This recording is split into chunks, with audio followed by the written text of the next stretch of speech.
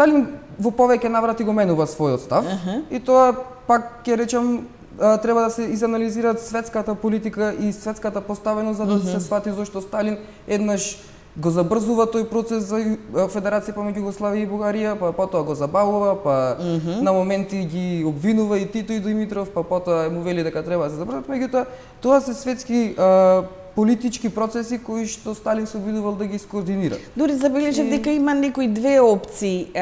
Дали Пиринскиот дел на Македонија да биде припоен кон Вардарскиот дел на Македонија или пак да биде таа федерација помеѓу Југославија и Бугарија? Значи тоа е главниот проблем кој што се јавува и каде што се искристализираат двете страни. И тука станува судирот. Значи нашава македонска страна стои на ставот дека обединувањето мора да биде макар, така е паролата, макар и еден ден пред прогласувањето на федерација, бидејќи тоа е правилниот став по македонското национално прашање од страна на бугарската страна.